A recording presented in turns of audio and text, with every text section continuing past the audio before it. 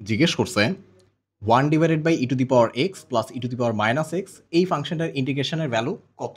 কোয়েশ্চেনটা আসছিল ঢাকা ইউনিভার্সিটির ৯-১০ সেশনে, চিটাগাং ইউনিভার্সিটির ২০-২১ সেশনে, আবার হচ্ছে কি রুয়েট ১৩-১৪ সেশনে। ওকে। এই টাইপের ফাংশনগুলাকে যখন দেখব তখন হচ্ছে আমরা ফার্স্টে একটা কাজ করে নিব। এদের যে পাওয়ার গুলা আছে সেটাকে একটু ভেঙে ফেলবো। 1/e⁻x dx। কেন করলাম একটু খেয়াল করে দেখো।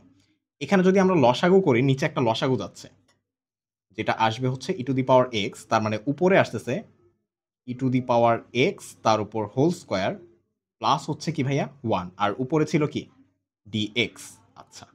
এখন যদি এটা উল্টে যায় তাহলে e⁻x dx divided by e⁻x তার উপর হোল স্কয়ার প্লাস হচ্ছে 1 আসছে।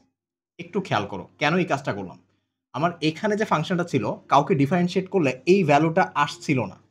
আবার দেখো খেয়াল করে যদি e⁻x কে আমরা z ধরে নিতাম রিপ্লেসমেন্ট মেথডে তাহলে উপরের দরকার ছিল হচ্ছে e⁻x dx যেটার বদলে এখানে শুধুমাত্র dx আছে তার মানে রিপ্লেস করা যাচ্ছিল না। এখন খেয়াল করো আমরা যদি এখানে e⁻x কে এখন z ধরি তাহলে কিন্তু e⁻x dx সেটার বদলে কি আসতেছে ভাইয়া dz তার মানে এখন রিপ্লেস করা যাচ্ছে। তাহলে ইন্টিগ্রেশন অফ উপরে আসবে হচ্ছে তোমার dz e⁻x dx এর বদলে আর নিচে আসবে হচ্ছে কি z স্কয়ার প্লাস হচ্ছে 1।